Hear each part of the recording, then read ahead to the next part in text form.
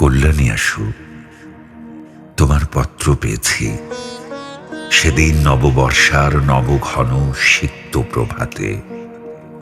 মেঘমেদুর গগনে সেদিন অশান্ত ধারায় বাড়ি ছুটছিল। 15 বছর আগে এমনই এক আষাঢ়ে এমন বাড়িধারার প্লাবন নেমেছিল, তা তুমিও হয়তো স্মরণ করতে পারো। আষাঢ়ের নব মেঘপুঞ্জকে আমার নমস্কার।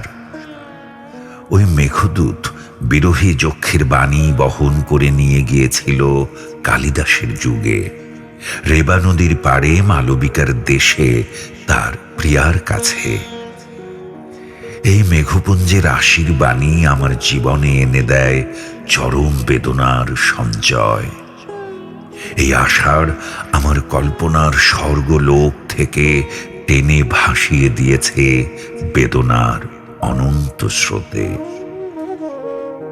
লোকের মুখে শোনা কথা দিয়ে যদি আমার মূর্তির কল্পনা করে থাকো, তাহলে আমায় ভুল বুঝবে, আর তা মিথ্যা। আমি তোমার উপর কোনো জিঘাংসা পোষণ করি না। আমার অন্তর্যামী জানেন তোমার জন্য আমার হৃদয়ে কি গভীর ক্ষত, কি অসীম বেদনা। তুমি এই আগুনের পারসমানিক না দিলে আমি অগ্নিবীণা বাজাতে পারতাম না।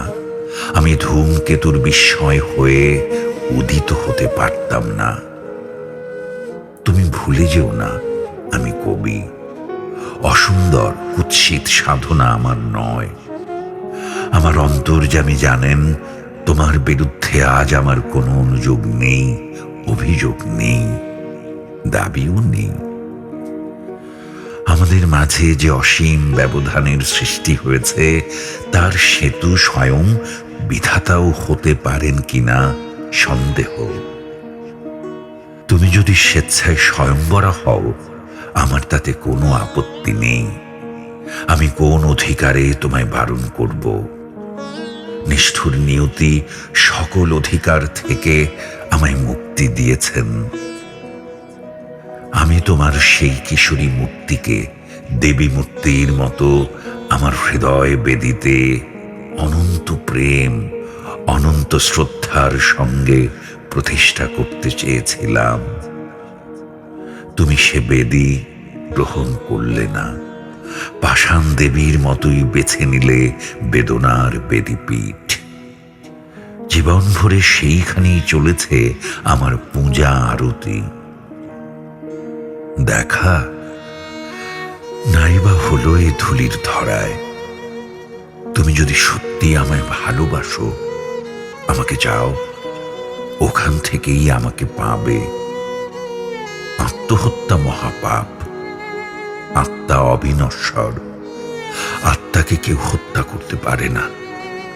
প্রেমের সোনার কাঠির স্পর্শ যদি পেয়ে থাকো, তাহলে তোমার মতো ভাগ্যবতী কে আছে? তারই মায়াবী স্পর্শে তোমার সকল কিছু আলোয় আলোময় হয়ে উঠবে।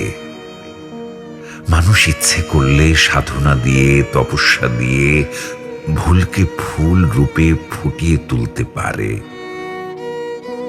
যদি কোনো ভুল করে থাকো জীবনে, এই জীবনেই তার সংশোধন করে যেতে হবে। তবেই পাবে আনন্দ, মুক্তি। তবেই হবে সর্বদুঃখের অবসান। আমি সংসার করছি, তবু চলে গেছি এই সংসারের বাধাকে অতিক্রম করে ঊর্ধ্বলোকে। সেখানে গেলে পৃথিবীর সকল অসম্পূর্ণতা, সকল অপরাধ ক্ষমা সুন্দর চোখে পরম মনোহর মূর্তিতে দেখা দেয়। আজ চলেছি জীবনের অস্তমান দিনের শেষ রশ্মি ধরে ভাটার স্রোতে। তোমার ক্ষমতা নেই সে পথ থেকে আমাকে ফেরানোর। তোমাকে লেখা এই আমার প্রথম ও শেষ চিঠি।